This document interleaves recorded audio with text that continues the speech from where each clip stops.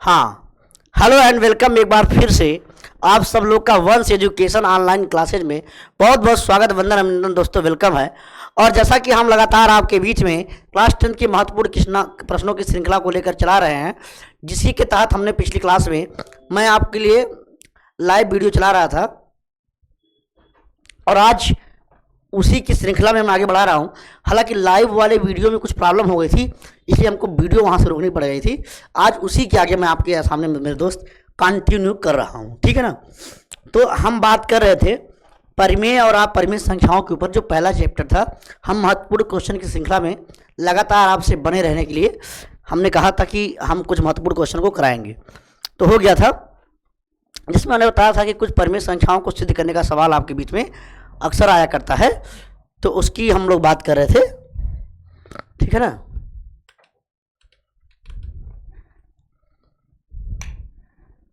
हाँ, तब उसकी बात करते हैं ना। तो अब उसी के आगे मैं आज आपके बीच में कंटिन्यू कर रहा हूं, तो चलिए शुरू करते हैं। तो आज वहीं से लगातार मैं बातों को आगे बढ़ाऊंगा, तो जिसमें कुछ सवाल हम आपके सामने रख के बात किए थे, आज वहीं से मैं बात को स्टार्ट कर रहा हूं। तो देखिए, कई टॉपिक पे मैंने बात किया था, तो एक सवाल जो बनता है कक्षा 10 में, जो महत्वपूर्ण सवाल बनता है, वो बनता है दो संख्याओं के, दो या दो से अधिक संख्याओं के, दो या दो से अधिक, दो या दो से अधिक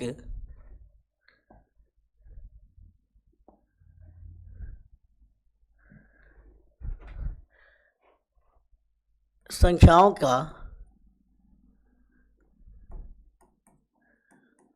के एलसीएम और एचसीएफ पर बेस्ड, है ना। एलसीएम और एचसीएफ पर बेस्ड सवाल बोलते हैं मेरे भाई, तो उसकी हम बात करेंगे, ठीक है। एक मिनट।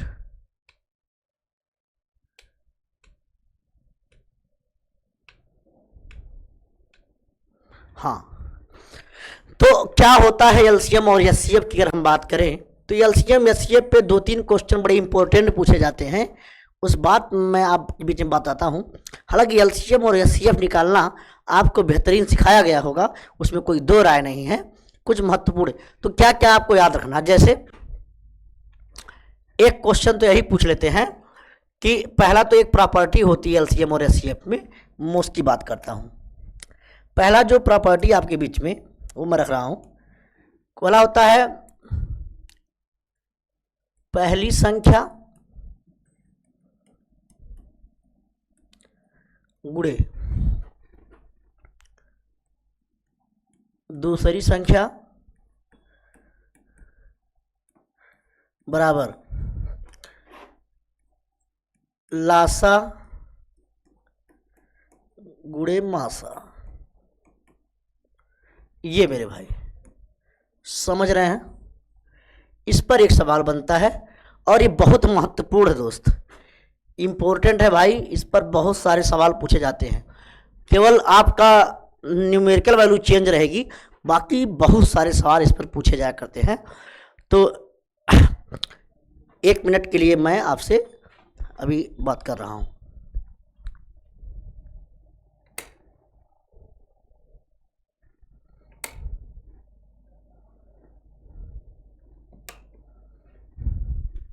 हाँ,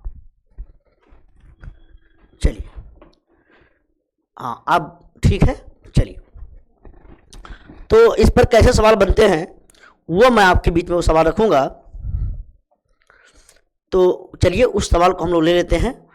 जैसे आपसे सवाल पूछ लेगा, जैसे एक सवाल मैं नॉर्मल ले ही लेता हूँ, जैसे इसका क्या सवाल पूछे, कह देगा कि मासा, कह देगा कि यदि, एक क्वेश्चन लिख देते हैं, कहेंगे यदि एचसीएफ ऑफ 18, एचसीएफ ऑफ 18 और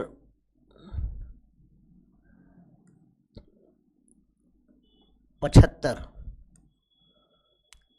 बराबर दे दिया जाए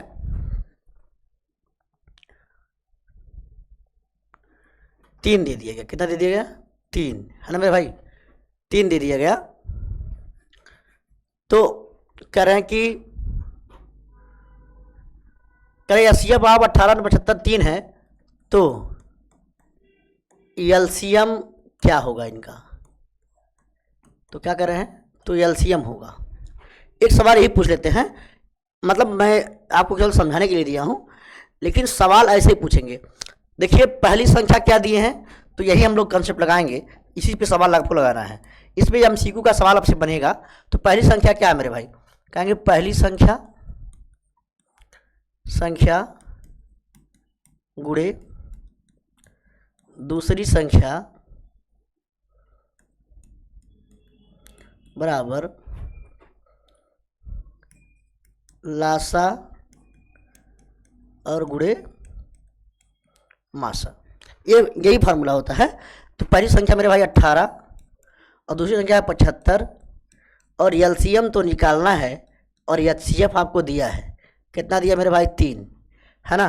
तो एलसीएम जब आप निकालेंगे, एलसीएम 3 इधर गुणा में उधर गया तो भाग में, तो 18 गुणे 75 हो जाएगा और भागे कितना? 3, 3 का नाम 3, 3 छक्के 18, तो हो जाएगा 6 25 30 और 6 से 42 और 3 45। ये हो गया मेरे भाई एलसीएम, ये आंसर होगा।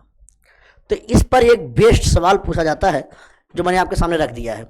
और भी क्वेश्चन पूछे जाते हैं, वो भी मैं आपको एक बीच में क्वेश्चन रखूंगा और भी बेहतरीन। तो उम्मीद करते सवाल आपको समझ में आया होगा। बहुत इंपॉर्टेंट प्रॉपर्टी है मेरे भाई, इस पर भी आपसे सवाल पूछा जाएगा। इस सवाल को करना आप सीख लीजिए, हो सकता है आपके 20 नंबर का जो एमसीक्यू पूछा जाता है उस पर एक सवाल इस पर बने, ठीक है ना? Next question. तो चलिए हम नेक्स्ट सवाल ले लेते हैं। एक और बेहतरीन क्वेश्चन मैं आपके सामने रख रहा हूँ। वो सवाल क्या है मेरे भाई, उसको मैं रख रहा हूँ, फिर मैं आपको सामने बताऊंगा। वो सवाल मेरे भाई कुछ इस तरीके सा है। चलिए पहले मैं लिखता हूँ, फिर वो सवाल बताता हूँ आपको। क्वेश्चन देखिए क्या क्वेश्चन है। कह रहे वह छोटी से छोटी संख्या जिसको, वह छोटी से छोटी संख्या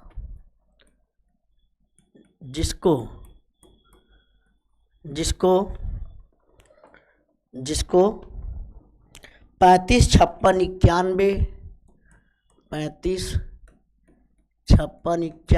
से विभाजित करने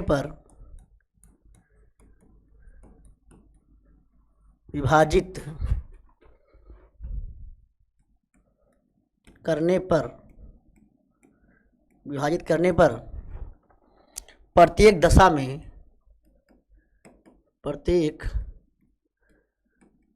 में 7 शेषफल बचेगा। 7 शेषफल बचेगा। ये सवाल है और इसके ऑप्शन आपको दिए हैं। फर्स्ट ऑप्शन दे रहे हैं, कह रहे हैं 36 40 36 45 36 47 36 47 और चौथा ऑप्शन दे रहे हैं 37 40। यही वो क्वेश्चन है मेरे भाई जो आपसे पूछा जाएगा। मतलब इस तरीके से क्वेश्चन आपको मिलेंगे, पेपर में मिलने की संभावनाएं हैं। ये क्वेश्चन आप पढ़ लीजिए। तो कह रहे हैं कि वह छोटी से छोटी संख्या ज्ञात कीजिए जिससे 35 56 91 से विभाजित करने पर प्रत्येक दशा में 7 शेषफल बचेगा। तो 36 40 ये क्या है? तो वह छोटी से छोटी संख्या जिसको, तो जैसे पहले क्या पूछ रहा है पहले वो समझ लीजिए। क्या क्या संख्याएं दी है मेरे भाई? वो दी हैं 35 56 91। 35 56 91 ये 3 संख्याएं दी हैं। इससे भाग देने पर उस संख्या में, मतलब जो संख्या आएंगी, तो बताओ वह छोटी से छोटी संख्या जिसमें इन तीनों से भाग चली जाए वो कहलाती है मेरे भाई एलसीएम। क्या कहलाती है? एलसीएम, है ना? वह छोटी से छोटी संख्या है जिसमें 35 से भी भाग जाएगा, 56 से भी भाग जाएगा, 91 से भाग जाएगा, वो एलसीएम कहलाएगी। और क्या है, वह बड़ी से बड़ी संख्या। ये मेरे भाई छोटी से छोटी संख्या क्या है, ये छोटी से छोटी संख्या है, तो ये एलसीएम होगा। लेकिन अगर यही बोल दे कि आप बड़ी से बड़ी संख्या बताइए, बड़ी से बड़ी, तो नाम में भी हाईएस्ट है, इसलिए एचसीएफ की बात करेंगे तो वो जो संख्या होगी मेरे भाई वो एचसीएफ होगा जो इसको भी काटेगी, इसको भी काटेगी और इसको भी काटेगी। तो एचसीएफ इनको काटेगी और एलसीएम इन तीनों से खुद कट जाएगी, समझा ना। तो यही तो बोला है जिससे इतने को भाग देने पर खुद विभाजित हो जाएगी। तो यहाँ पर हमको पहले एलसीएम निकालना मेरे भाई। क्या करना है आपको, अगर ये सवाल आपको पेपर में मिले तो आपको क्या करना है, तो पहले आपको एलसीएम निकालना चाहिए। क्या निकालना चाहिए, एलसीएम। तो 35, 56 और 91 का आप एलसीएम निकाल लीजिए। कैसे निकालेंगे, निकाले का तरीका तो हालांकि कक्षा 10 में और भी है, लेकिन आपको जल्दी से बता रहा हूँ कैसे लगाना है। 35, 56, 91 इनका एलसीएम निकाल लीजिए, 7 से काट लीजिए, 7 पचे 35, 7 अट्ठे 56 और 13 सत्ते 91। अब तो नहीं कटेगा मेरे भाई, अब कुछ संख्या से नहीं कटेगा, तो एलसीएम यहाँ मैं लिख रहा हूँ। एलसीएम हो जाएगा मेरे भाई 7 गुणे 5 गुणे 8 गुणे 13, ये एलसीएम हो जाएगा। करिए तो हो जाएगा 7 गुणे 8 पंचे 40 और गुणे 13, क्या हो जाएगा मेरे भाई, ये हो जाएगा 7 गुणे 13 चौके 52 हो जाएगा। और करिए गुणा, 7 दूनी 14, 7 पचे 35 और 1 36, 3640, ये मेरे भाई एलसीएम हो गया। तो अब आपसे कह रहे हैं कि अगर 35, 56, 40 से विभाजित करने पर प्रत्येक दशा में कितना शेषफल बचे, कह रहे मेरे भाई 7 शेषफल बचे। तो मेरे भाई एलसीएम क्या होता है, एलसीएम जो है जो आया है वो मेरे भाई ना 36, 40 जो आया है वो 35, 56, 91 से ही आया है। तो 36, 40 जो है वो 35 से भी कटेगी, 36, 56 से भी कटेगी और 91 से कटेगी। यानी ये 36 और 40 एक ऐसी संख्या है जो इन तीनों से कटेगी, पूर्णतया कट जाएगी। तो अब हमको शेषफल कितना बचाना है, क्योंकि शेषफल 7 बच रहा है इसलिए हम 7 ज़्यादा कर दें। तो 7 जब ज़्यादा कर देंगे तो जितनी बार भी भाग देंगे वही 7 शेषफल के रूप में बचेगा। तो कहेंगे अतः पूछी गई संख्या बराबर, कहेंगे मेरे भाई हो जाएगा 3640 और प्लस ये 7 इसी में ऐड कर दीजिए तो हो जाएगा 3647। ये आपका मेरे भाई परम सत्य आंसर हो जाएगा। तो 3647 ऑप्शन नंबर सी ये आपका बिल्कुल करेक्ट आंसर है। ये आपका बिल्कुल समझ में आ गया होगा। तो उम्मीद करते समझ में आया होगा। अब इसको हम लोग आगे लेते हैं नेक्स्ट क्वेश्चन पे। चलिए एक और क्वेश्चन, इसी पर बेस्ड एक और क्वेश्चन पूछ लिया जाया करता है, वो भी आप देख लीजिए मेरे भाई, वो भी आप देख लीजिए वो क्या क्वेश्चन है। यहाँ देखिए क्वेश्चन देखिए वो वाला भी कह रहे हैं कि वह बड़ी से बड़ी संख्या जिससे वह बड़ी से बड़ी संख्या जिससे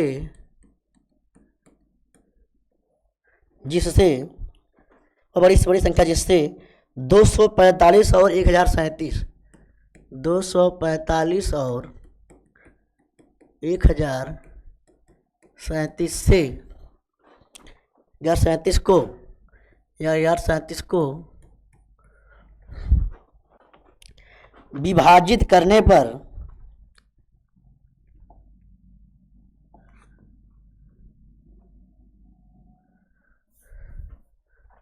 अरे भाई साहब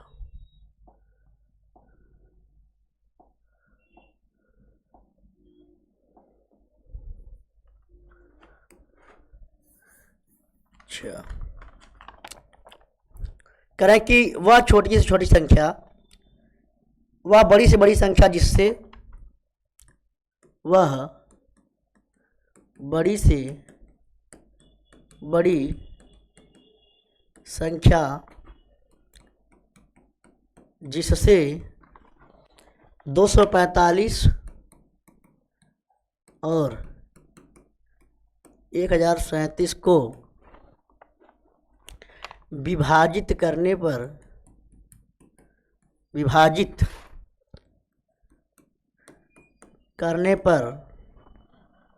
पर प्रत्येक दशा में शेषफल 5 प्राप्त हो। प्रत्येक दशा में शेषफल 5 प्राप्त हो। ये सवाल है, तो पहला ऑप्शन इसमें दे रहे हैं, शेषफल 5 प्राप्त हो। 22, 23, 24, 25। 22, 23, 24, 25 ये ऑप्शन है। यही क्वेश्चन है दोस्त। इस टाइप का भी क्वेश्चन आपसे पूछने की संभावना है, तो इस टाइप के क्वेश्चन को भी मैं आपके सामने रखूंगा। तो चलिए समझते हैं कैसे लगेगा इस सवाल। अब कह रहे हैं वह बड़ी से बड़ी संख्या, मतलब एचसीएफ की बात कर रहे हैं। तो कह रहे हैं जिससे इसको 245 को 37 से भाग देने पर प्रत्येक दशा में शेषफल कितना प्राप्त होता है? 5 प्राप्त होता है।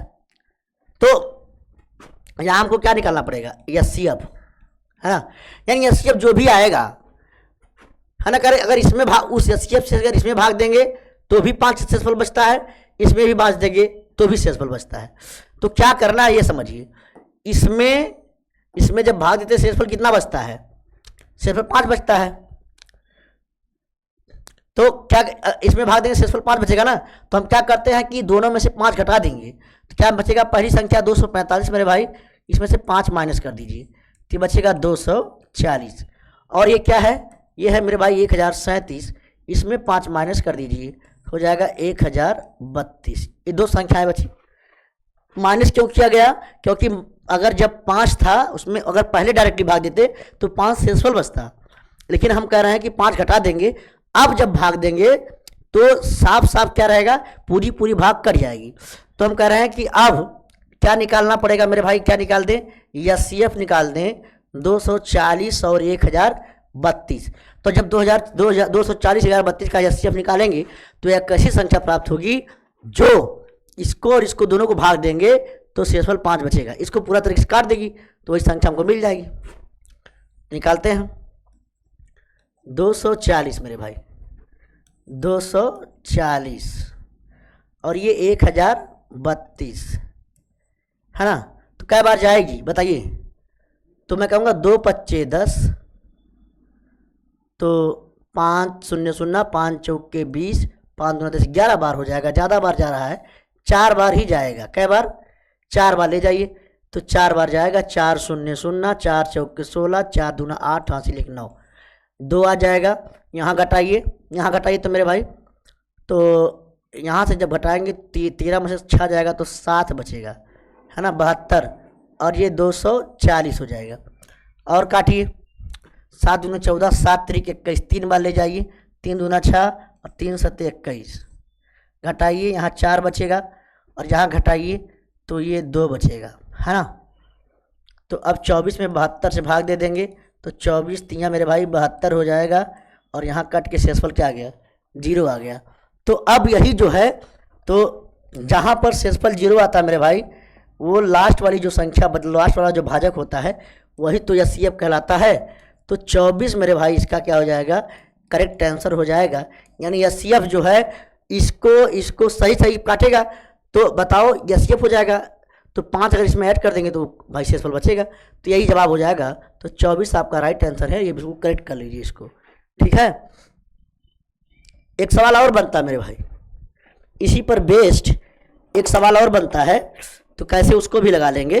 तो चलिए एक सवाल मैं आपके सामने और रखूँगा, उसको भी इसी पर बेस्ड पूरे आप देखेंगे जितने इंपॉर्टेंट क्वेश्चन है उसको मैं एकदम छाँट के आपको करा दे रहा हूँ, आपको कोई समस्या नहीं होगी, ठीक है ना। एक और सवाल कह रहे हैं कि वही सवाल उसी टाइप का सवाल बिल्कुल है।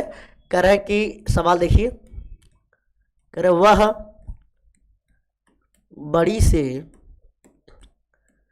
बड़ी संख्या वह बड़ी से बड़ी संख्या जिससे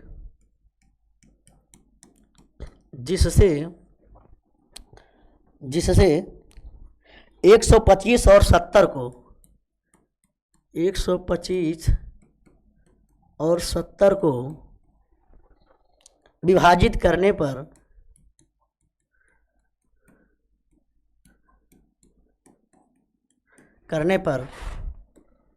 शेषफल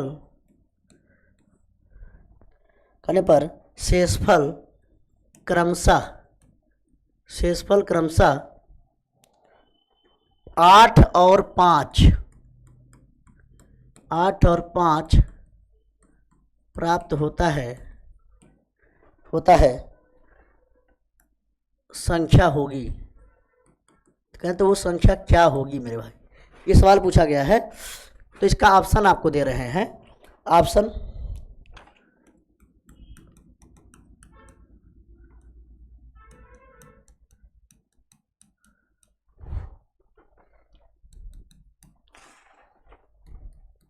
ये ऑप्शन है दोस्त, ठीक है, यही ऑप्शन है। तो लगाते हैं सवाल को, कैसे लगाएंगे देखिए। क्या करना है, सवाल बिल्कुल वही है। इस बार कह रहे हैं जब वह बड़ी से बड़ी संख्या ज्ञात कीजिए जिससे अगर 125 को भाग दें, तो 125 को भाग देंगे मेरे भाई तो कह रहे हैं 8 शेषफल बचेगा, और जब 70 को भाग देंगे तो 5 शेषफल बचेगा। आइए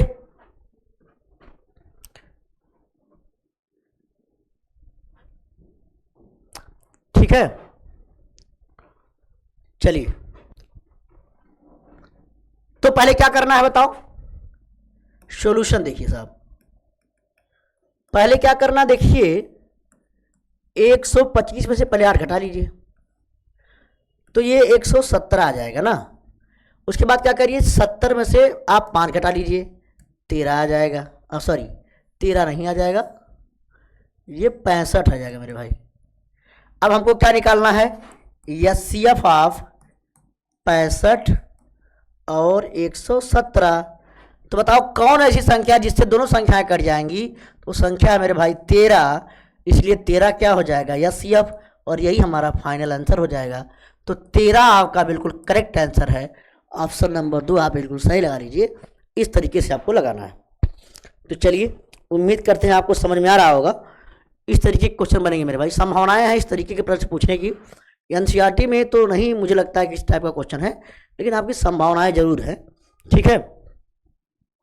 एक और बड़ा फेमस टाइप का क्वेश्चन है, उसको भी मैं आपके सामने रख रहा हूं, वो भी आप देख लीजिए। कह रहा है कि सवाल ये है कि दी गई संख्याओं में अभाज्य संख्या होगी। ये क्वेश्चन दोस्त ऑप्शन दे रहे हैं। पहला कह रहे क्या 0 है, क्या 1 है, और तीसरा वाला कह रहे हैं कि क्या 2 है, और चौथा ऑप्शन कह रहे हैं क्या 8 है। ये सवाल है दोस्त, इसका आंसर आप बताइए मुझे। तो इसका आंसर अगर आप देंगे तो बताइए 8 क्या है। 8 भाज्य का भाज्य, तो कहेंगे देखिए सर 8 के 4 भाजक हैं। कितने हैं? 4। 1 से भी कटेगा, ये 2 से भी कटेगा, 4 से भी कटेगा और 8 से भी कटेगा। इसलिए ये संख्या क्या है मेरे भाई, ये तो भाज्य है। क्या है? ये भाज्य संख्या है। 1 की बात करें तो 1 ना तो भाज्य है और ना ही अभाज्य। 1 ना तो भाज्य है ना तो अभाज्य है। और 0 भाई साहब ये भी एक भाज्य संख्या है।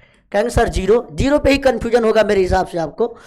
तो देखिए 0 भाज्य इसलिए है कि 0 में आप किसी संख्या से भाग देंगे तो संख्या कट जाएगी, भाग जाएगी।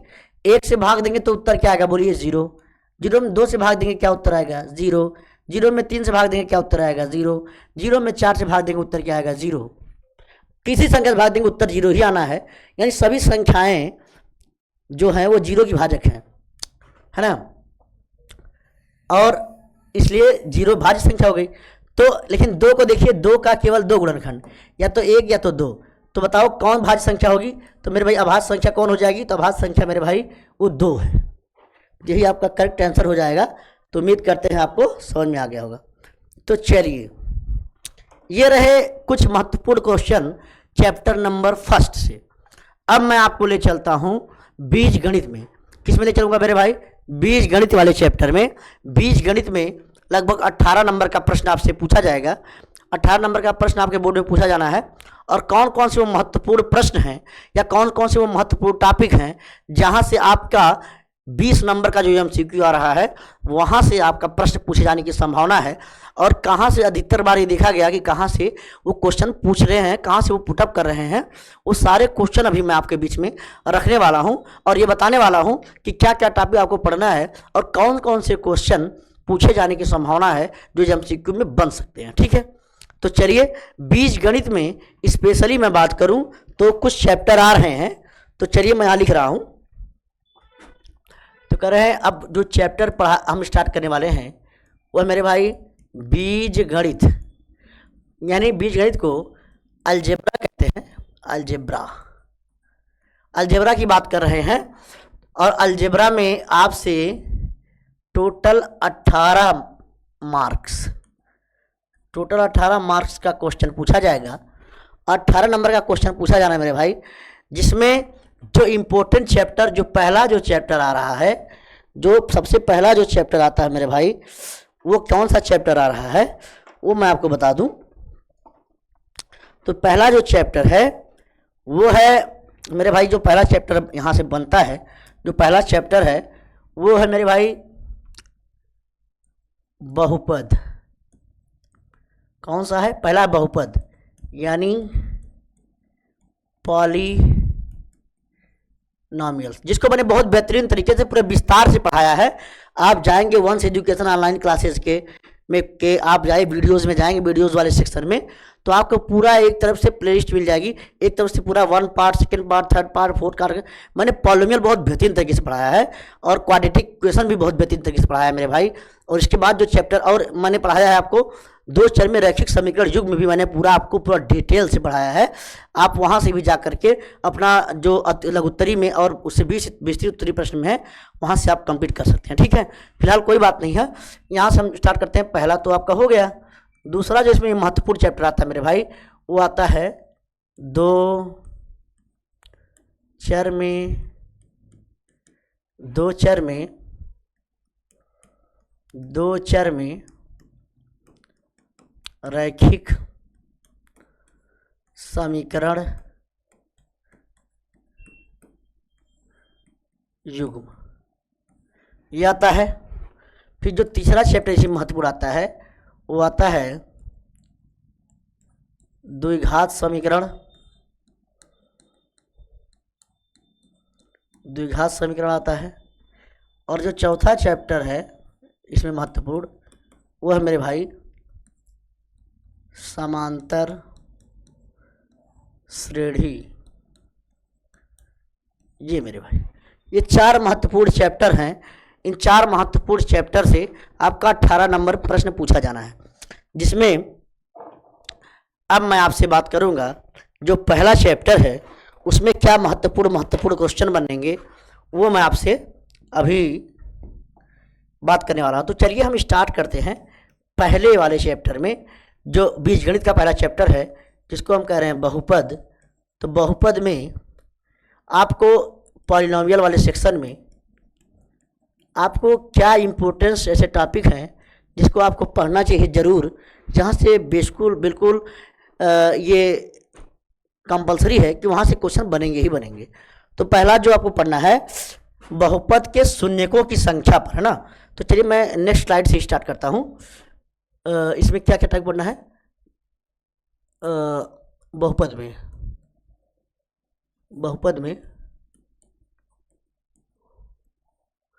बहुपद वाले चैप्टर में आपको क्या क्या टॉपिक इंपॉर्टेंट है जो पढ़ने हैं, वो मैं आपके सामने रख देता हूँ। पहला जो टॉपिक पढ़ना है वह है बहुपद के शून्यकों की संख्या तथा ग्राफ पर आधारित सवाल ना। क्या सवाल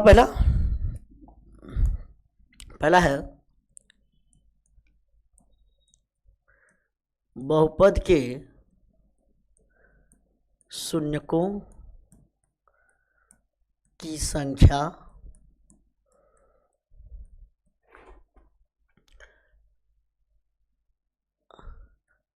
और इसके ग्राफ की समझ, है ना मेरे भाई, ग्राफ की समझ पर पहला जो प्रश्न बनता है वहीं से बनता है। तो बहुपद के शून्यक किसे कहते हैं? तो जैसे एक सिंपल बात मैं करूं, फंडामेंटल थ्योरम ऑफ अलजेब्रा आप साथ पढ़े हो। फंडामेंटल थ्योरम ऑफ अलजेब्रा ये कहती है अलजेब्रा कि every n degree polynomial has maximum n zeros. मतलब ये कहते हैं कि अगर कोई n घात वाला बहुपद है तो उसके मैक्सिमम जो जीरोज हो सकते हैं वो मैक्सिमम नंबर ऑफ जीरोज कितने हो जाएंगे मेरे भाई? जितनी पावर उतने शून्यक, है ना। जैसे मैं आपको एग्जांपल देता हूं, जैसे ये px लिख दिया जाए, px is equal to x plus 1। यहीं पर एक सवाल और मैं लिख दूं, x square minus 2x plus 1 लिख दूं। एक और यहीं लिख दूं मैं, x क्यूब माइनस 4x, है ना। तो अब आपको यहीं से देखिए ये 3 मैंने लिखा है। तो अगर आप इसका ग्राफ बनाना चाहें, इसका ग्राफ अगर आप बनाएंगे तो आपको बिल्कुल ऐसे इस तरीके का ग्राफ आपको मिलेगा, यानी रेखा मिलेगी आपको, लाइन। रैखिक समीकरण का ग्राफ रेखा बनता है और ये द्विघात समीकरण जो आपको रैखिक बहुपद का ग्राफ रेखा बनता है और द्विघात बहुपद का जो ग्राफ बनता है मेरे भाई वो कुछ इस टाइप का बनता है, इस टाइप का।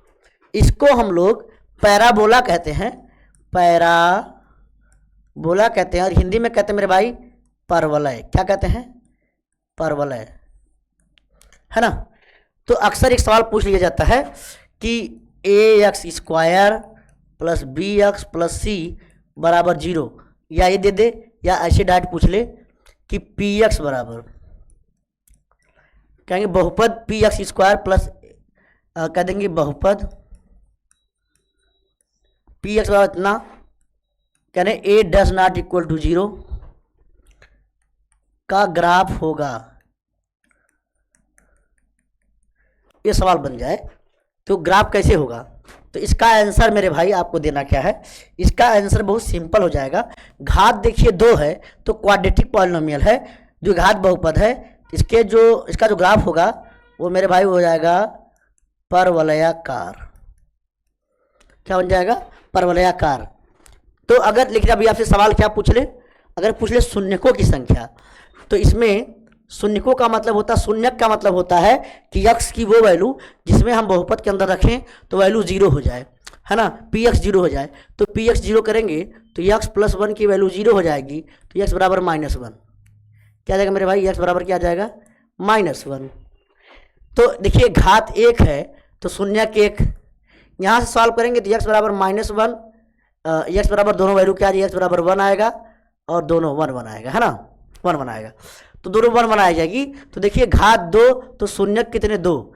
ये यहाँ देखिए x क्यूब माइनस 4x बराबर 0। बोलिए क्या कॉमन है? x कॉमन है तो x स्क्वायर माइनस 4 बराबर 0। तो x बराबर x प्लस 4 हो जाएगा और x माइनस 4 बराबर 0। देखिए मैंने a स्क्वायर माइनस b का फॉर्मूला लगा दिया है। तो x बराबर यहाँ 0 बचेगा, यहाँ -4 बचेगा और यहाँ पर x बराबर 4 बचेगा। तो एक 0 -4 और 4, ये 3 शून्यक मेरे भाई निकल के आए हैं।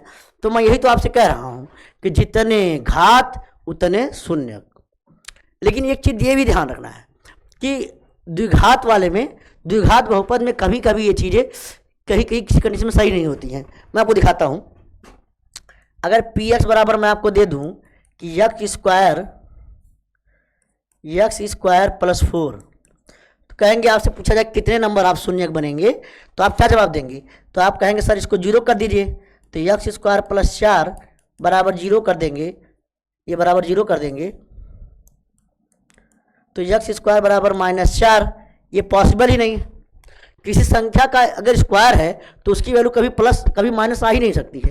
ये नॉट पॉसिबल मेरे भाई, ये पॉसिबल ही नहीं है। इसलिए कहेंगे नॉट पॉसिबल, कहेंगे नो रियल रूट्स या नो रियल 0, यहाँ कोई रियल जीरोज नहीं है, कोई वास्तविक शून्यक प्राप्त नहीं होगा। नंबर ऑफ जीरोज कोई पूछ ले तो कहेंगे मेरे भाई एक भी नहीं है। क्या कहेंगे? एक भी नहीं है। या आप ऐसे समझिए, इसका ग्राफ अगर मैं आपको बना दूं तो इसका ग्राफ मेरे भाई वो ऐसे चला जाएगा।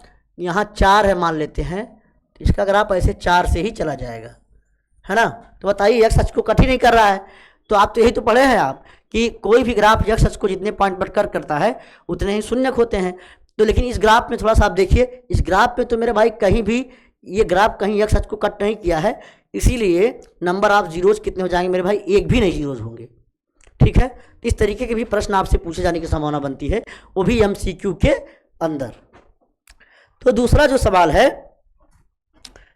सवाल है मेरे भाई, इसी में जो दूसरा सवाल बनता है वो क्या बनता है वो मैं आपको बताता हूं।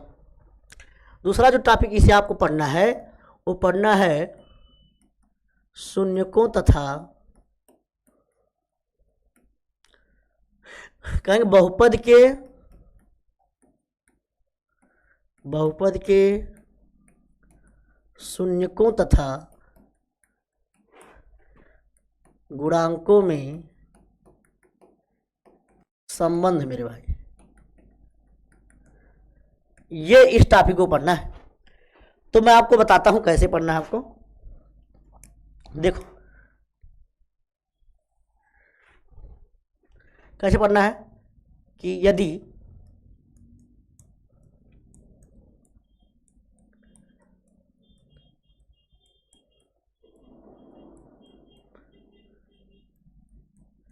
ये कोई क्वाड्रेटिक पॉलिनोमियल दिया है, ये द्विघात बहुपद दिया है मेरे भाई, तो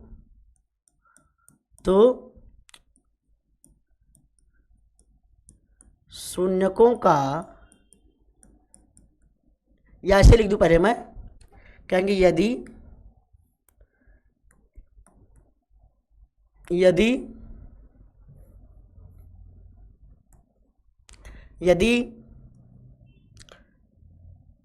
इसके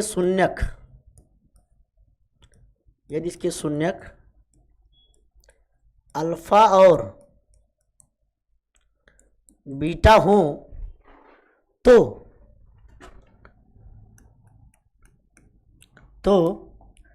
देखो हमारे भाई शून्यकों का योगफल हो जाएगा। तो शून्यकों का योगफल हो जाता है अल्फा प्लस बीटा बराबर -b/a। ये पढ़े होंगे आप लोग। क्या होता है मेरे भाई बताइए? जो ये होता है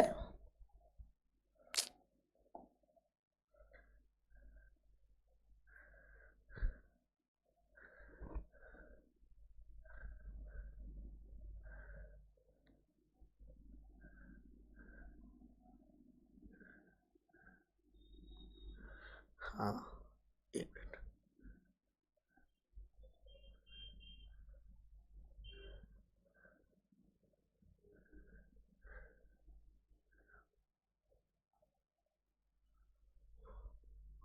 हाँ उम्मीद करते दिख रहा होगा। थोड़ा सा और हम लोग नीचे कर लेते हैं इसको।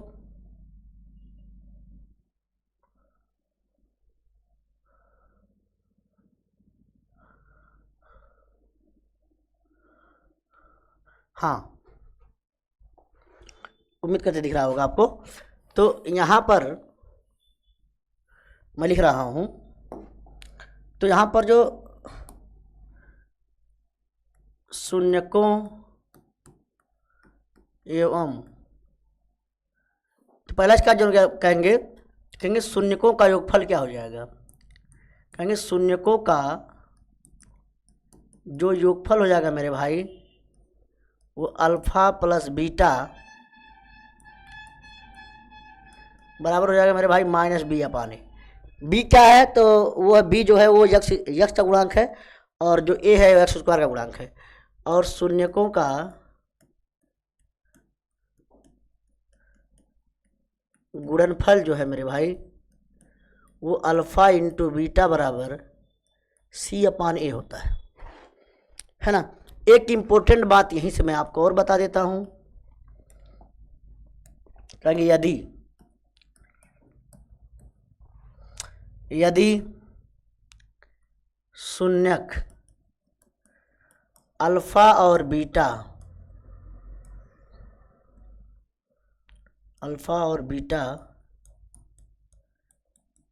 दिए गए हों तो कभी कभी वो बहुपद पूछ लेता है, तब बहुपद px बराबर हो जाता है मेरे भाई। तब बहुपद px बराबर पूछ लेगा तो px बराबर हो जाता है मेरे भाई।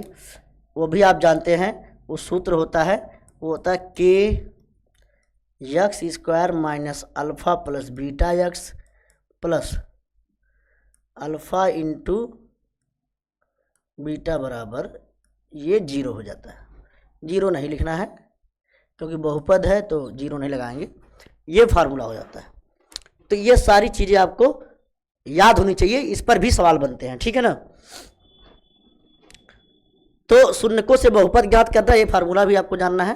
ये शून्य अगर दिए हो तो ये बहुपद आप निकाल सकते हैं। जैसे इस पर एक सवाल मैं अगर आपसे करा लूँ कि अगर जैसे मान लो अल्फ़ा का मान दिया है 4 और बीटा का मान दिया है 5, तो ये बहुपद क्या बन जाएगा मेरे भाई? ये बहुपद बन जाएगा k x स्क्वायर, तो रहने दीजिए, मूलों को जोड़ दीजिए, यानी शून्य को जोड़ दीजिए। 4 और 5 ये 9 हो जाएगा, माइनस 9x प्लस और 4 25 ये 20 हो जाएगा। तो ये आपका आंसर बन जाएगा, ठीक है ना। इस हिसाब से सवाल बनते हैं, ठीक है। तो बस यही 2-3 टॉपिक हैं, इसी पे ही बहुपद का सवाल आपसे पूछा जाएगा। जैसे हो सकता है कि आपको ऐसे सवाल भी पूछ ले कि ऐसे आपको चित्र बना के दे दे, यहाँ दे दे मूल बिंदु, यहाँ दे दे x और यहाँ दे दे y, और आपसे पूछ ले शून्यकों की संख्या। तो सवाल कुछ ऐसे बना ले, बताइए, क्या बताइए इसमें शून्यकों की संख्या बताइए। Find the number of zeros of the given figure. इस जो आपको ग्राफ दिया गया, इस ग्राफ में शून्यकों की संख्या बताइए। तो बताइए क्या होती है शून्यकों की संख्या। तो शून्यकों की संख्या देख के आप अंदाजा लगा सकते हैं। इस ग्राफ को देखिए, यक्स अक्ष को कै बार काटा है। तो कोई भी ग्राफ यक्स एक्सिस को जितने जगह कट करता है उतने ही नंबर ऑफ जीरोज होते हैं। बताइए क्या जगह काटा है। कह सर एक देखिए, एक जगह यहाँ काटा है, एक यहाँ काटा है और एक यहाँ काटा है। तो कहेंगे कुल शून्यकों की संख्या बराबर मेरे भाई 3 हो जाएगी। क्या हो जाएगी? 3 शून्यक हैं। लेकिन यहीं से एक और सवाल अगर आपसे मैं पूछूं कि बताइए, एक और सवाल ऐसे बना दें, इस बार ग्राफ कुछ ऐसे दे दे और पूछे बताइए नंबर ऑफ शून्यक कितने। तो आपको बताना है ना। आप मुझे बताइए, ये x हुआ और ये y है ना। चलिए, अगर एक सवाल मैं आपको और दे दूं कि बताइए ऐसे दे दे, ये दे दे, ये वाला ग्राफ गया है, तो आप बताइए कितने शून्यक बनेंगे।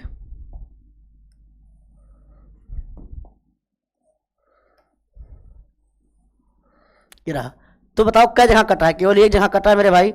तो 1 शून्यक, कितना? 1 शून्यक है ना। यक्स अक्ष देखिए क्या वहाँ कट रहा है। सवाल ऐसे भी पूछ सकता है मेरे दोस्त, ये यक्स, ये वाई, ये 0। सवाल ऐसे भी पूछ सकता है। पीछे बने के एग्जाम्पल तो दे ही दिया, ऐसे दे दे। बताओ यक्स अक्ष को क्या जगह काटा है? काटा ही नहीं है भाई साहब। तो कहाँ कहीं मेल जोल ही नहीं है। कहेंगे कोई भी शून्यक नहीं है, एक भी शून्यक नहीं। Number of zero equal to 0, एक भी शून्यक नहीं मिलेंगे भाई साहब। सवाल ऐसे भी पूछ सकता है, ऐसे दे दे और आपसे पूछे कि बताइए ये यक्स हुआ, ये वाई, और ऐसे बोल दे बताइए क्या जगह काटा यक्स को। एक भी जगह नहीं काटा। कहेंगे नो जीरोस, एक भी जीरोज नहीं मिलेंगे। समझे? इस तरीके से आपसे सवाल पूछा जाएगा मेरे भाई। तो चलिए, उम्मीद करते हैं आपको समझ में आया होगा। तो फिलहाल बीजगणित का ये फर्स्ट चैप्टर अलजेब्रा का मैंने लिया था क्वेश्चन, ठीक है। अब इसी से रिलेटेड मैं कुछ क्वेश्चन करा देता हूँ। एक सवाल पूछ ही लेता है अक्सर, लेकिन मैं उस सवाल को भी कराऊंगा। उससे पहले मैं चलता हूँ आपको लेकर के दो चर में रैखिक समीकरण वाले सवाल पे, है ना। तो बल्कि यही क्या, यही सवाल द्विघात समीकरण में भी बनते हैं। ये बहुपद में भी यही फार्मूला है और द्विघात समीकरण में भी यही फार्मूला है। तो द्विघात समीकरण बहुपद ये दोनों लगभग मैच करते हैं। और कहाँ मैच करते हैं वो भी बता देता हूँ। जब द्विघात बहुपद की बात करते हैं तो द्विघात बहुपद बिल्कुल उसी तरह काम करता है जैसे द्विघात समीकरण काम करता है।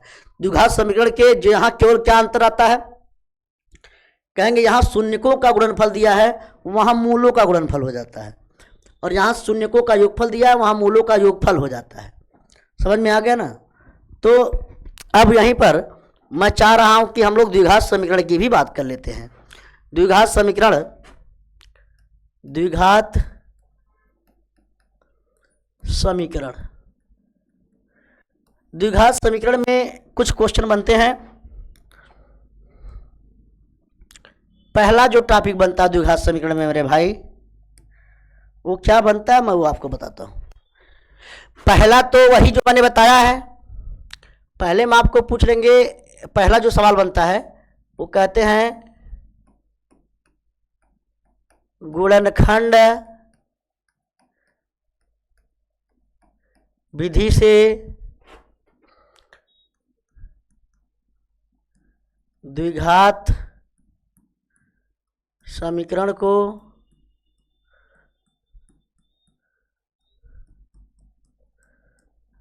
हल करना, है ना। और दूसरा जो सवाल इसमें बनता है, ये तो आप जानते द्विघात समीकरण को हल करना कैसे।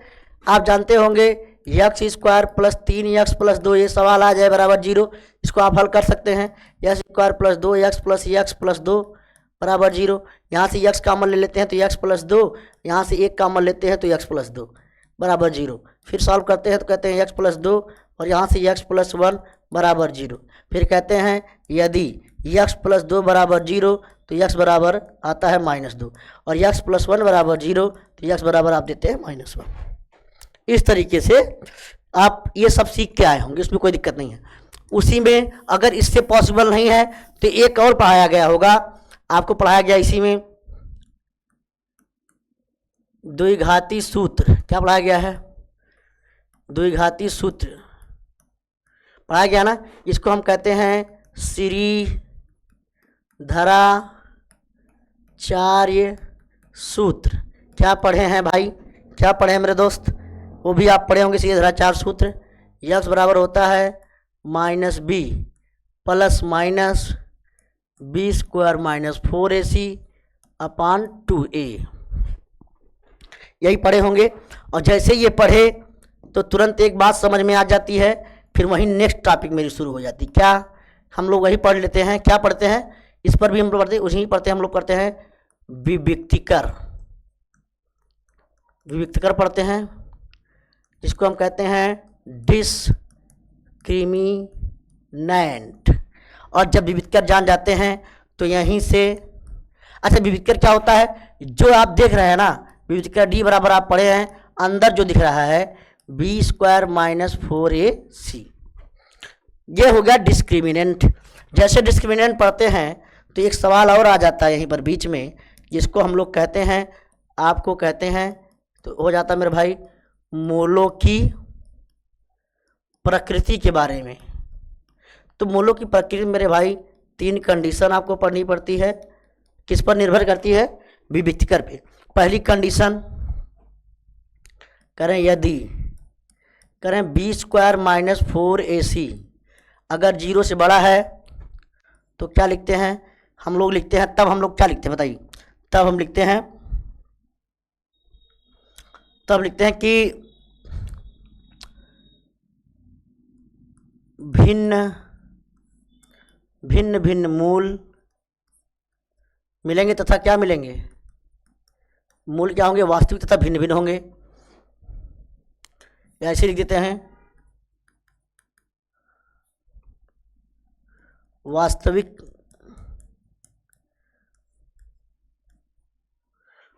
तथा भिन्न भिन्न मूल मिलेंगे ना। और कहेंगे यदि बी स्क्वायर माइनस 4ac बराबर 0 हो जाए तो वास्तविक मूल तो मिलेगा, तो मूल क्या होंगे,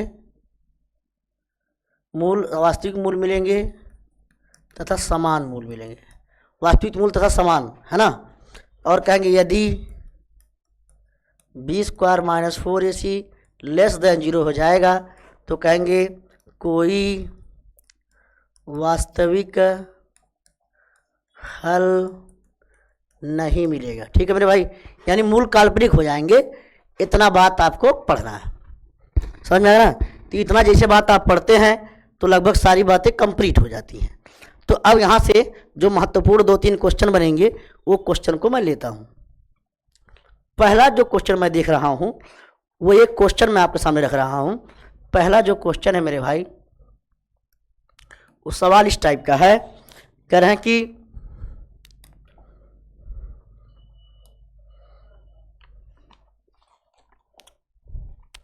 क्वेश्चन देखिए,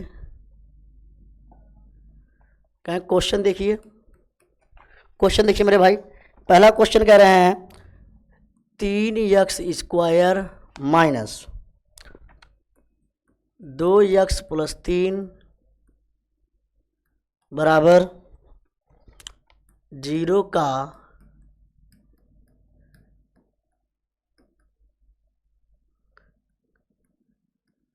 विविक्तकर होगा। पहला ऑप्शन कह रहे हैं भैया विविक्तर होगा 0 1 2 3। पहला ऑप्शन कह रहे हैं 0 1 2 3। ये 4 सवाल आपके सामने लिख दिया गया है, यही सवाल आपको लगाना है मेरे भाई। तो चलिए सॉल्व कर लेते हैं। सॉल्व देखिए कैसे करेंगे, सॉल्यूशन की बात कर लेते हैं। कह रहे भैया का मूल करें विविक्तकर बता दीजिए। विविक्तकर क्या होता है मेरे भाई, डी बराबर क्या होता है बी स्क्वायर माइनस 4ac। तो डी बी क्या होता है तो यक्स का गुणांक, ये मेरे भाई कितना है -2 का स्क्वायर माइनस 4a माइनस 4 ए क्या है तो ए, ये है ए मेरे भाई, ये है ए, तो ये 3 हो गया। और सी क्या है मेरे भाई, ये सी है, तो ये 3 हो गया।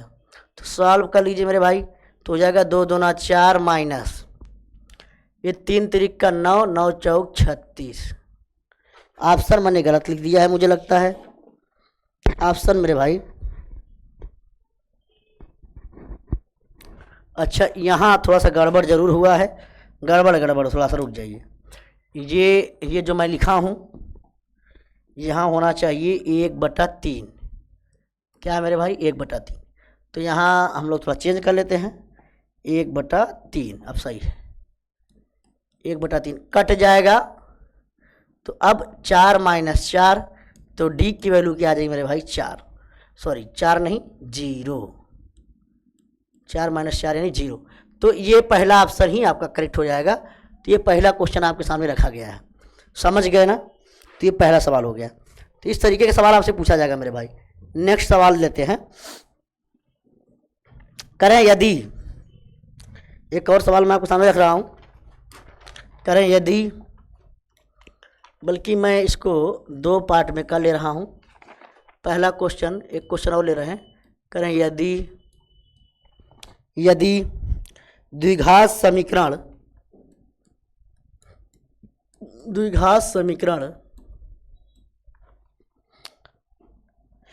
3x square minus 12x plus m, 3x square minus 12x plus m बराबर 0 के मूल बराबर हों, के मूल बराबर हों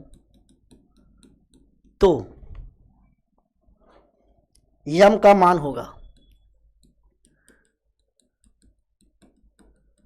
ये सवाल है जिसका पहला ऑप्शन दे रहे हैं 4 6 12 और ये 14। ये मेरे भाई क्वेश्चन रहा है। तो ये सवाल आपके सामने दिख रहा होगा, उम्मीद करते हैं बोर्ड पे। तो इस सवाल को कैसे सॉल्व करेंगे, कह रहे हैं क्या मेरे भाई, कह रहे हैं कि कह रहे हैं कि मूल बराबर हैं। अभी मैंने पढ़ाया कि मूल अगर बराबर होते हैं तो क्या होता है, कहेंगे चूंकि मूल बराबर हैं इसलिए डी बराबर क्या हो जाएगा 0, तो बी स्क्वायर माइनस 4ac बराबर 0। बी क्या है मेरे भाई, तो -12 का स्क्वायर -4 गुणे और ये बताइए 3 और सी कितना है यम है, ये बराबर 0 आ जाएगा। तो कहेंगे क्या 12 बर यम हो जाएगा 144 -12 यम बराबर 0। तो क्या जवाब आ जाएगा 12 यम बराबर 144। तो यम बराबर मेरे भाई 144/12, तो काटेंगे तो यम बराबर 12 निकल के आएगा। तो 12 आपका करेक्ट आंसर हो जाएगा, कोई डाउट नहीं होना चाहिए। तो 12 आपका बिल्कुल राइट आंसर है। इस तरीके से आपको एक सवाल लगाना है। एमसीक्यू में मेरे भाई कई बार ये सवाल पूछा गया है, तो उम्मीद करते हैं ये आपको समझ में आया होगा। एक एक क्वेश्चन आराम से मैं आपको बता रहा हूँ ताकि आपसे कोई गलती ना हो पाए, ठीक है। चलिए एक और सवाल, एक आध सवाल और पूछ कर लेते हैं हम लोग। एक सवाल और बड़ा बेहतरीन पूछता है, क्या है मेरे भाई, कह रहे हैं यदि द्विघात समीकरण यदि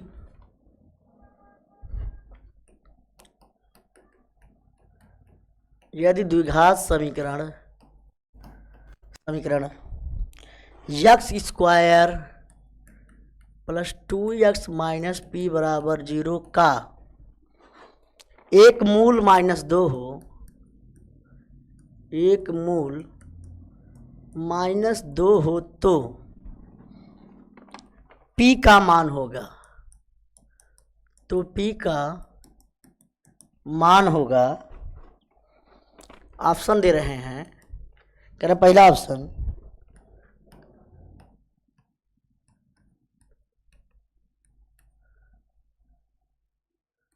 ये, उम्मीद है सवाल आपको दिख रहा होगा। इस क्वेश्चन को मेरे भाई बहुत इंपॉर्टेंट क्वेश्चन है, यहाँ मैं लिख दे रहा हूँ IMP। तो एक इम्पोर्टेंट क्वेश्चन कहेंगे। अब गुणनखंड प्रमेय आप जानते हैं, गुणनखंड प्रमेय क्या कहती है कि यदि x बराबर a समीकरण का एक मूल है तो p ऑफ a बराबर क्या हो जाएगा 0 होता है। तो आप कहेंगे ये मूल है, कहेंगे चूंकि x बराबर -2 समीकरण का एक मूल है, अतः यह समीकरण को संतुष्ट करेगा। क्या करेगा, संतुष्ट करेगा। तो क्या करेंगे बताइए मेरे भाई, x square plus 2x minus P बराबर 0, कहेंगे पुट x बराबर -2 रख दीजिए। तो -2 का स्क्वायर प्लस 2 गुणे -2 माइनस पी बराबर 0, तो 2 दूना 4 हो जाएगा, ये -4 बराबर p। तो इसका मतलब p बराबर आ गया मेरे भाई 0। तो p बराबर 0 ये आपका परम सत्य आंसर हो जाएगा, कोई दिक्कत नहीं होनी चाहिए। क्या बोला भाई मैंने, कोई दिक्कत नहीं होनी चाहिए, समझ में आ गया ना। तो आराम से सवाल को आराम से आप कर सकते हैं। बोलिए कोई समस्या बताइए, ठीक है। तो चलिए पूरी बात आपको समझ में आ गई। इस तरीके के सवाल, एक इम्पोर्टेंट सवाल है और ये भी मेरे भाई इम्पोर्टेंट सवाल ही मान के चलिए, और यही सवाल ज़्यादातर बनते भी हैं इस टाइप के सवाल, ठीक है। तो चलिए उम्मीद करते हैं आपको समझ में आ गया होगा। चलिए अब एक आध क्वेश्चन और हैं, तो उस एक आध क्वेश्चन यही मिला जुला के इतना ही लगभग क्वेश्चन बनते हैं, सीधाचार से भी बन जाते हैं और यही घुमा फिरा के क्वेश्चन पूछे जाते हैं। लेकिन ये जान लीजिए कंसेप्ट ऐसे हैं। और अब मैं आपको ले चलता हूँ, जो हमारा 3rd चैप्टर है उसको हम लोग कह रहे हैं दो चर में रैखिक समीकरण युग्म, है ना। क्या कह रहे हैं, दो चर में रैखिक समीकरण युग्म, है ना। ये टॉपिक का नाम है मेरे भाई। तो इसमें क्या क्या पढ़ना है, पहले मैं आपको वो बता देता हूँ, क्या क्या आप जानते हैं क्या क्या पढ़ना है। तो पहले आपको पढ़ना है, सबसे पहला जो सवाल बनता है मेरे भाई, वो यही बनता है, क्या बनता है,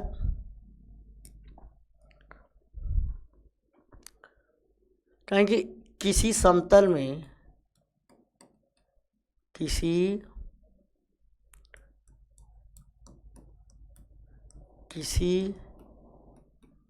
समतल में दो रेखाओं के समांतर प्रतिच्छेदी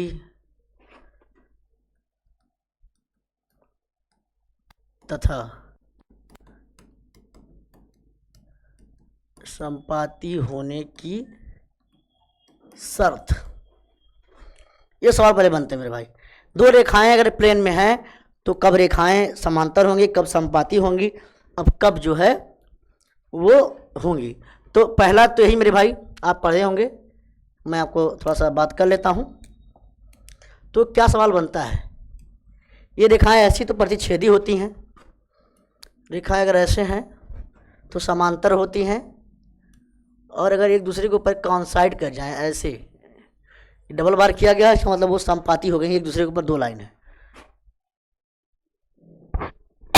सॉरी। तो इसको हम लोग कहते हैं, इसको मेरे भाई हम लोग कहते हैं प्रतिच्छेदी रेखा। क्या कहते हैं, प्रतिच्छेदी रेखाएं कहते हैं। इसको कहते हैं मेरे भाई समांतर रेखाएं, और इसको कहते हैं संपाती रेखाएं, संपाती रेखाएं कहते हैं, है ना। तो जब रेखाएं संपाती होती है मेरे भाई तब क्या होता है, जब संपाती होती हैं तो यहां होता है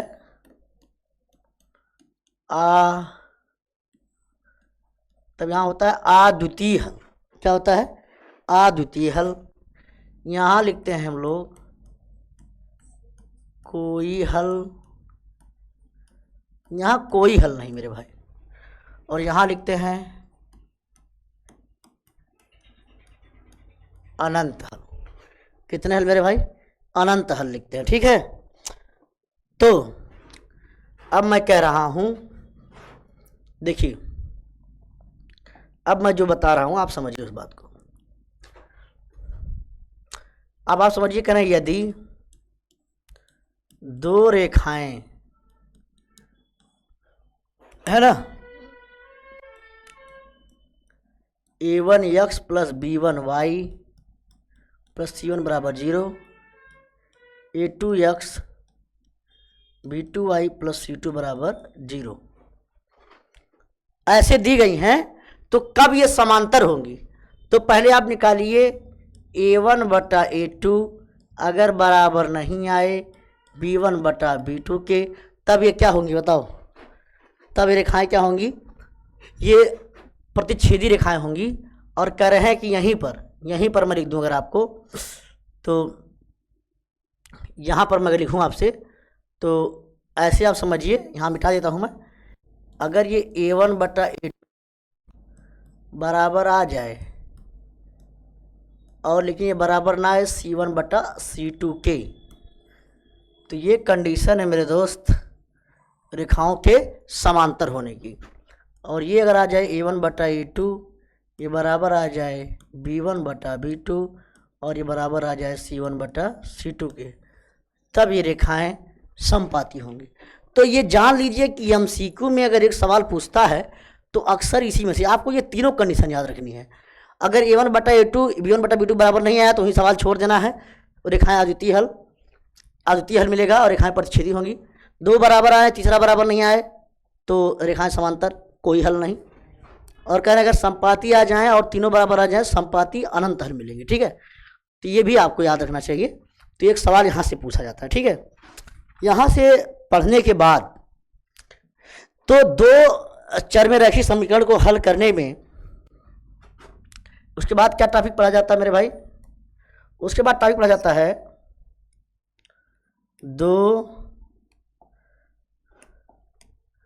दो चर में रैखिक समीकरण को हल करने की विधियों के ऊपर, है ना, विधियों की विधियां, जिसमें पहली विधि जो आपको मिलेगी और जो दूसरी विधि आपको पढ़ने को मिलेगी, एक और पढ़ाई जाती थी लेकिन अब वो नहीं पढ़ाई जाती है, इसलिए मैं उसकी चर्चा भी नहीं करूँगा। पहला है मेरे भाई, जो पहली विधि का नाम है वो आप पढ़े रहे होंगे, सब पढ़े होंगे। ये पहला है मेरे भाई प्रतिस्थापन।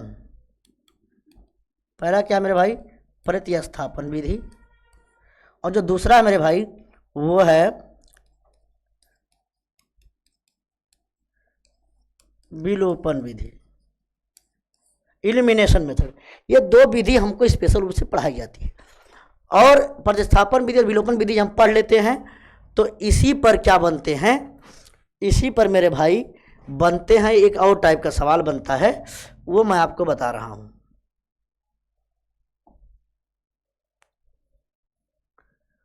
वो क्या बनता है,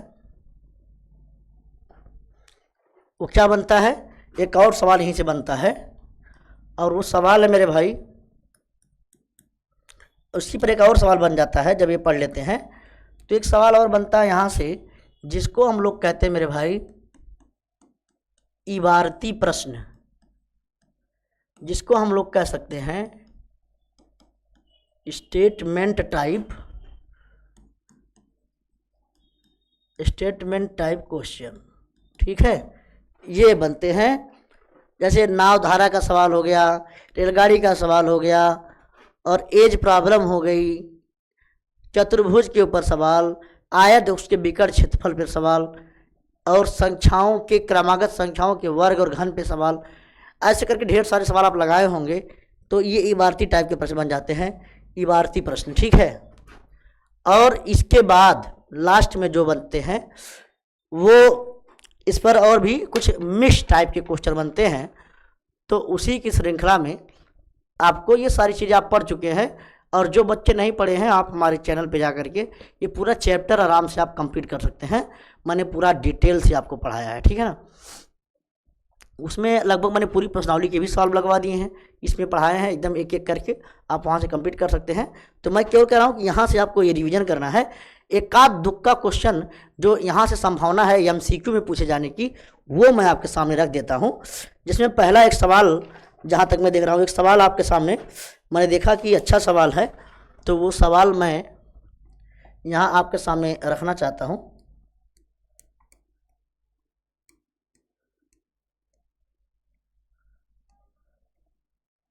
तो चलिए रख देते हैं उस सवाल को। क्वेश्चन सवाल है मेरे भाई, 3x + 5y और 3x - 5y ये बराबर आ जाएगा मेरे भाई 7/3। 7/3, ठीक है। ये सवाल आ गया। तो कह रहे हैं कि अगर यह है दिया तो कह रहे हैं कि तो करें यक्स अनुपाते, तो यक्स अनुपाते y का मान,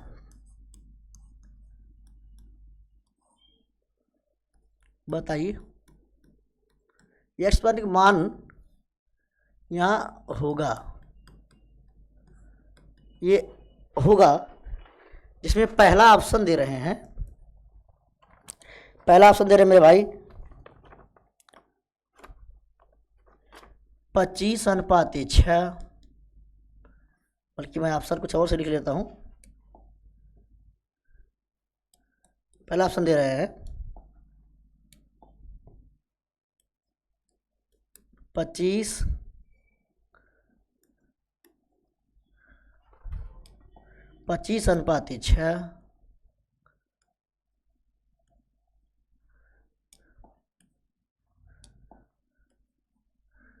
पहला जो है वो है 25/6।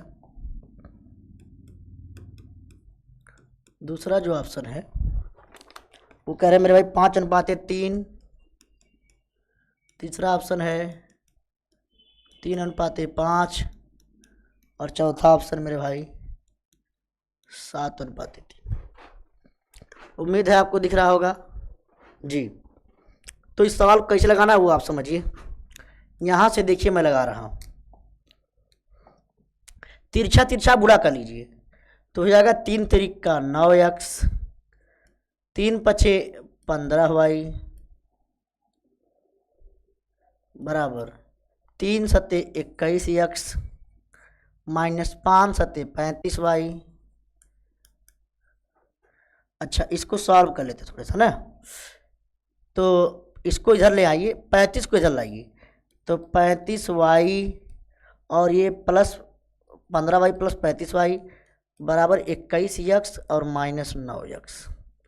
ठीक है मेरे भाई, 15×35 ये 50y हो जाएगा और इसको घटाएंगे, 11 में से 9 जाएगा तो 2 बचेगा और यहाँ से हो जाएगा ये 12x है ना, ये बच जाएगा। और यहाँ से अगर आप x और बटा y कर लेंगे तो ये आ जाएगा 50/12 की। काट लीजिए, 2×6 = 12 और 25×2 = 50 यानी 25/6 आ जाएगा। इसलिए मैं ये कह दूं कि x अनुपात y बराबर आ जाएगा 25/6। यही आपका बिल्कुल करेक्ट आंसर हो जाएगा, 25/6। तो ये मैं ये कह दूं कि 25/6 जो आपका बिल्कुल पहला ऑप्शन है वही ऑप्शन बिल्कुल करेक्ट हो जाएगा, कोई दिक्कत नहीं होनी चाहिए इस हिसाब से, समझ में आ रहा है। तो चलिए एक बेहतरीन क्वेश्चन, थोड़ा सा आप चाहें तो स्क्रीनशॉट ले सकते हैं। हाँ, इसको अगर आप चाहें तो स्क्रीनशॉट ले लीजिए और फिर मैं बढ़ूंगा नेक्स्ट सवाल पे। तो इन विधियों को जानने के बाद मेरे भाई पढ़ लीजिए, यही सही सारे क्वेश्चन पढ़ लेना है और MCQ के सवाल आपसे लगभग बन जाएंगे। और बाकी तो विलोपन प्रतिस्थापन तो आप हल करना जानते हैं, 2 समीकरण दे उसको सॉल्व कर लीजिए, है ना, वो तो आसान क्वेश्चन बन जाते हैं, तो उसको तो आप जानते हैं भली भांति। जो चौथा चैप्टर मेरे भाई अलजेब्रा का जो महत्वपूर्ण क्वेश्चन है, जो महत्वपूर्ण एक चैप्टर माना जाता है, और वो चैप्टर है जिसको हम कह रहे हैं समांतर, जिसको हम कह रहे हैं समांतर श्रेणियाँ, है ना। समांतर श्रेणियों में जो सबसे पहला जो टाइप सवाल आपको देखने को मिलेगा, वो बहुविकल्पी में जो सवाल देखने को मिलेगा वो तो पहला आपसे पूछ लेगा कि डी बताइए, सर्वांतर बताइए, है ना, या नवा पद पूछ सकते हैं, आरवां पद पूछ, ऐसे करके बहुत सारे सवाल। तो क्या क्या पढ़ना है समांतर श्रेणियों में वो मैं आपको पहले जनरल फॉर्म पढ़ लेते हैं। समांतर श्रेणी में जो आप पढ़े हैं, जहाँ तक मैं जानता हूँ, अगर आप पढ़े हों, पहला जो बनता है वो श्रेणी, अगर बात करें मान लेते एपी कैसे बनती है, एक एपी मैं लिख के दिखा रहा हूँ। व्यापक पद क्या होता है श्रेणी का, ए प्लस डी, ए प्लस 2d, ए प्लस 3d, और इस हिसाब से जाता है। लास्ट में अगर n तक हम लिखें तो ए प्लस n माइनस ए प्लस, मैं n टर्म तक लिखा हूँ, और भी जाता रहेगा, कोई दिक्कत नहीं। ये एक एपी बन गया है ना, ये श्रेणी है। तो जिसमें डी क्या है मेरे भाई, तो डी है मेरे भाई, डी को हम कहते हैं सर्वांतर, क्या कहते हैं, सार्वंतर कहते हैं। और डी बराबर होता है मेरे भाई A2 माइनस A1, या ऐसे भी लिख सकते हैं कि A3 माइनस A2, ऐसे करके आप और भी लिख सकते हैं, ठीक है ना। तो पहला टाइप का जो सवाल बनता है मेरे भाई वो यहीं से बन जाया करता है, ठीक है। अब इसमें कैसे क्वेश्चन पूछेगा, डी आपसे पूछ लेगा। तो एक क्वेश्चन मैं यहाँ से ले लेता हूँ, देखिए पहला क्वेश्चन कह रहे हैं एक एपी दिए हैं और कह रहे हैं एपी क्या है, तो कह रहे हैं 3 1 माइनस 1, 3 1 माइनस 1 और -3 सोवांशों के लिए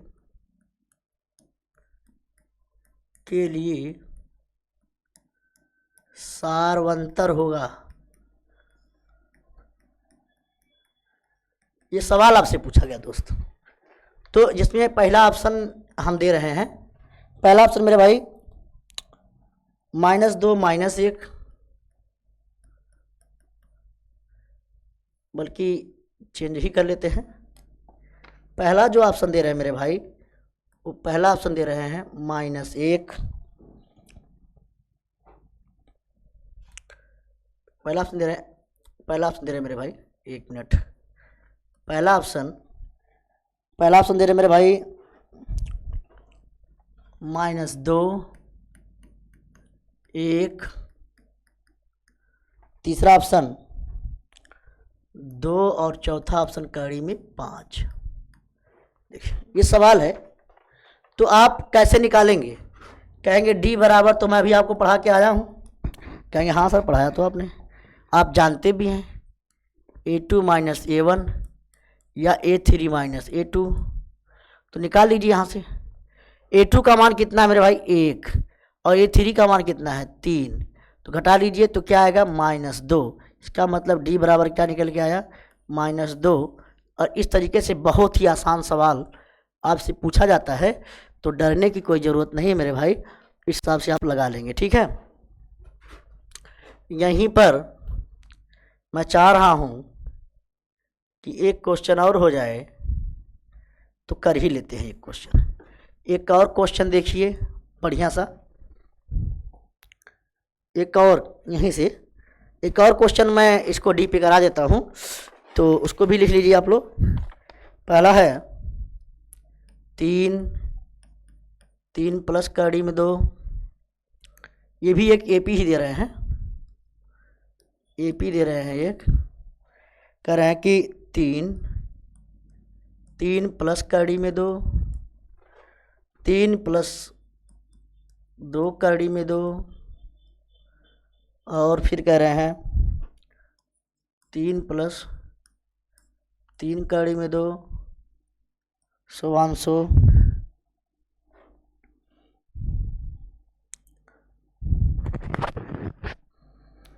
का सारवंतर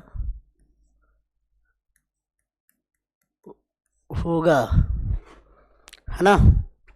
पहला जिसका ऑप्शन दे रहे हैं, पहला ऑप्शन दे रहे हैं मेरे भाई, कह रहे पहला ऑप्शन कह रहे हैं कि 1 प्लस √2। दूसरा ऑप्शन दे रहे हैं 3 1 प्लस √2। तीसरा ऑप्शन दे रहे हैं, कह रहे क्या 2 कड़ी में 2। चौथा ऑप्शन कह रहे हैं क्या कड़ी में 2। ये सवाल एक आपसे सामने रख दिया गया है और इसको आपको लगाना है। तो वही तरीका, फार्मूला बिल्कुल सेम, फार्मूला मेरे भाई बिल्कुल सेम। क्या फार्मूला? डी बराबर A2 माइनस A1। सॉल्यूशन में लिख रहा हूँ यहाँ, बताओ डी बराबर A2 क्या है 3 प्लस कड़ी में 2 और ये -3, 3 से 3 कैंसिल, तो डी बराबर आ गया मेरे भाई कड़ी में 2। एक लाइन का सवाल है, तो ये चौथा ऑप्शन बिल्कुल करेक्ट आंसर हो जाएगा। तो उम्मीद करते हैं आपको समझ में आ गया है। तो ये रहा सवाल मेरे भाई आज का। तो सवाल समझ में आ गया होगा आपको। तो पहला तो आपका यही सवाल बनेगा, ठीक है, कि डी बता दीजिए। और क्या पूछ सकते हैं? जो नेक्स्ट टॉपिक है वो है मेरे भाई क्या, वो जो पहला दूसरा जो ऑप्शन बनेगा वो बनेगा कि एपी का यनमा पद बताइए। करेंगी एपी का यनमा पद एन बराबर क्या होता है a plus N minus one into d क्या होता है, a plus N minus one into d, है ना, ये होता है। और दूसरा जो पूछा जाता है वो है मेरे भाई एपी का अंत से आरवां पद बराबर प्रारंभ से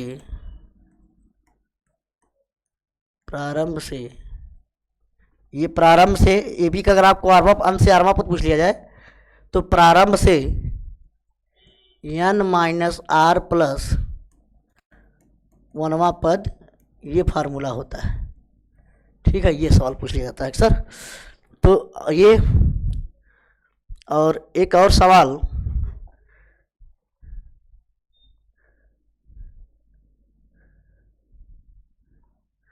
हाँ एक और सवाल करें, मान लेते हैं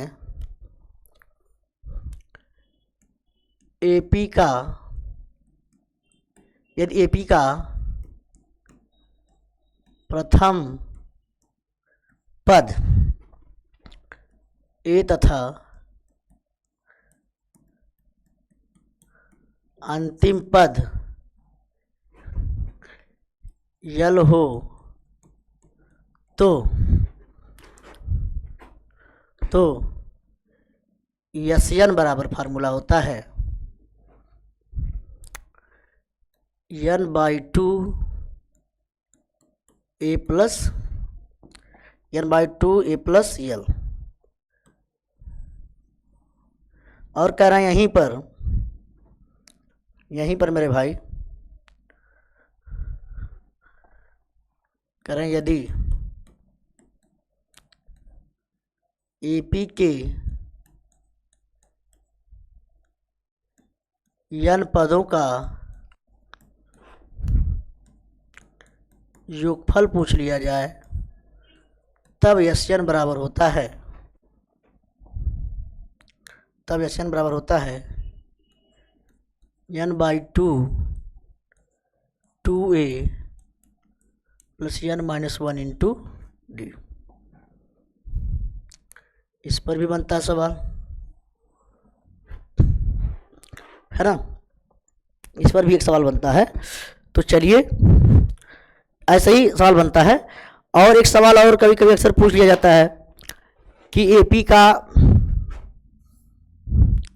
के लिए समांतर माध्य कभी कभी पूछ लेते हैं।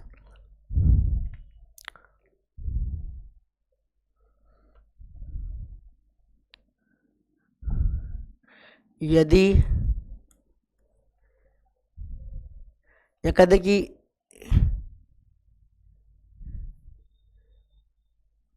ए और बी का समांतर माध्य पूछना जाए, अर्थमेटिक मीन जिसको कहते हैं, वो मेरे भाई होता है a plus B by two, है ना, वो ए प्लस बी बाई टू होता है। या मैं ऐसे लिख दूं, चलिए कोई बात नहीं है।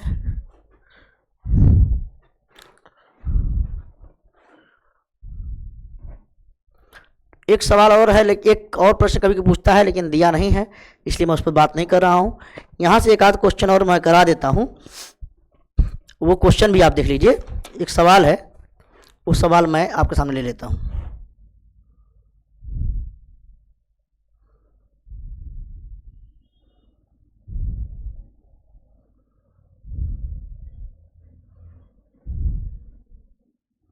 हाँ, वो सवाल मैं ले लेता हूँ। क्वेश्चन है, क्या क्वेश्चन है मेरे भाई? वो सवाल है मेरे भाई,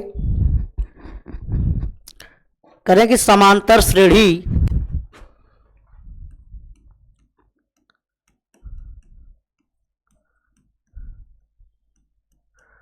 समांतर श्रेणी 4 9 14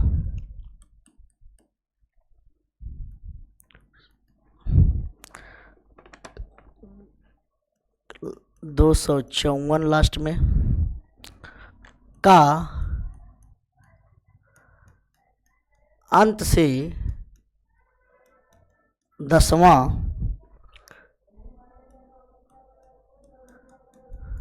पद होगा। 10वां पद होगा मेरे भाई। इसका पहला ऑप्शन दे रहे हैं। पहला ऑप्शन 208, दूसरा 204, तीसरा 209, चौथा 214। तो सॉल्यूशन की बात करेंगे। देखिए मैं इस पे 2 मेथड बता रहा हूं। मेथड फर्स्ट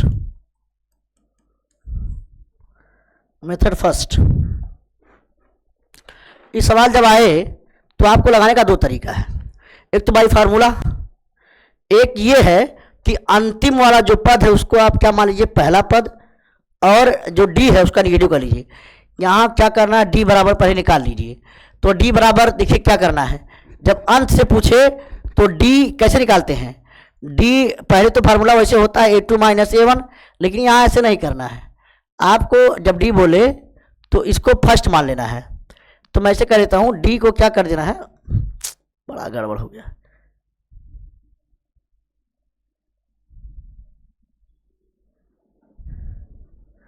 हाँ, तो डी क्या मान लेना है, ये पहले ए समझते हैं। ए मान लो, लास्ट वाला पद है उसको ए मान लीजिए 254, और जो डी है उसको क्या मानना है, डी को देखिए हम उसे 9 में से 4 कराते हैं, यहाँ 4 में से 9 घटा दीजिए, यानी उल्टा होता है। d2 माइनस डी बराबर होता है a2 - a1, लेकिन यहाँ हम a1 - a2 करके निकालेंगे बस। तो d बराबर क्या आ जाएगा मेरे भाई, -5। अब लगा लीजिए a10, तो a10 होता है a + 9d, तो a10 निकाल लीजिए, यहीं से a10 निकाल लीजिए। a का मान है 254 + 9 गुणे -5, तो 254 - 45 हो जाएगा 209। ये 209 आपका बिल्कुल मेरे भाई राइट आंसर बन जाएगा।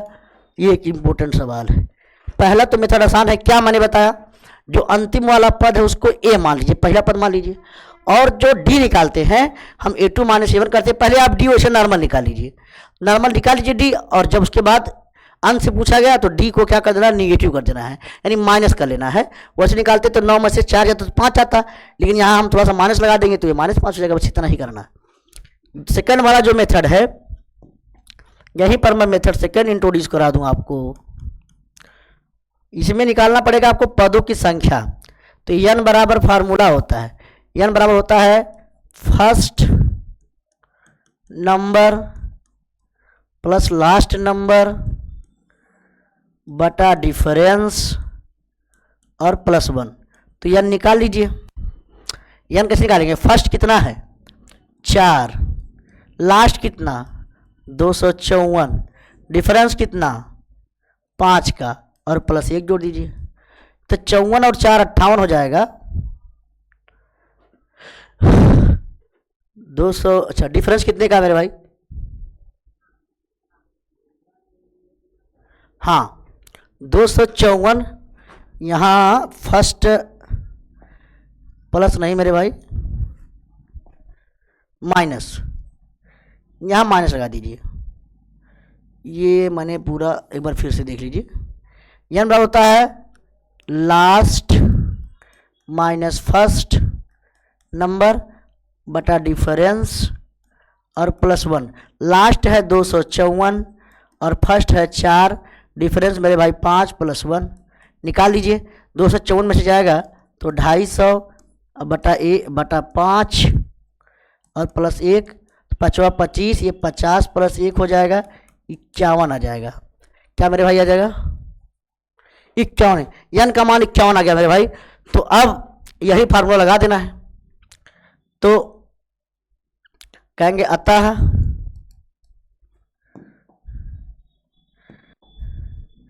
n माइनस आर प्लस 1वां पद बराबर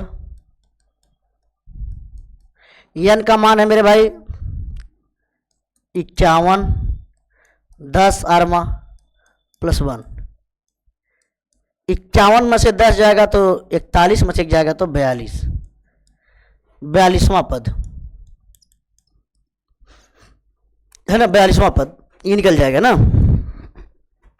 तो अब निकाल लीजिए, a 42 निकाल लीजिए, ये हो जाएगा a प्लस 41 d, a आ जाएगा मेरे भाई 4 41 और d का मान कितना मेरे भाई 5, तो ये 4 प्लस 5 चौक 5 का नम 5 और 5 चौक के 20, 205 जोड़ेंगे तो 209 हो जाएगा।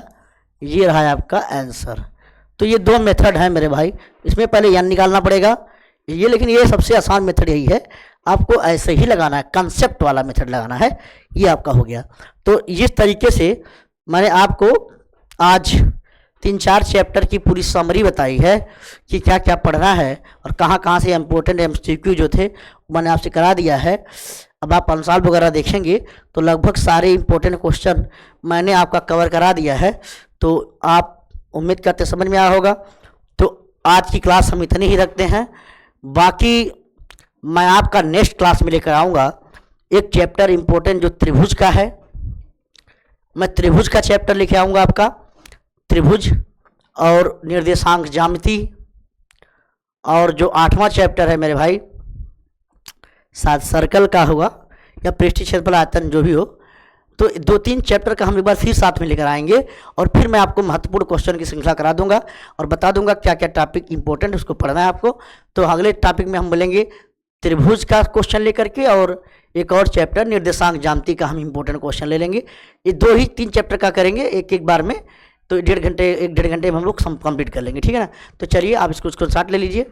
तो जब तक के लिए हमारी नेक्स्ट मुलाकात नहीं होती है तब तक के लिए मस्त रहिए, ज़बरदस्त रहिए और स्वस्थ रहिए, सबसे ज़रूरी है।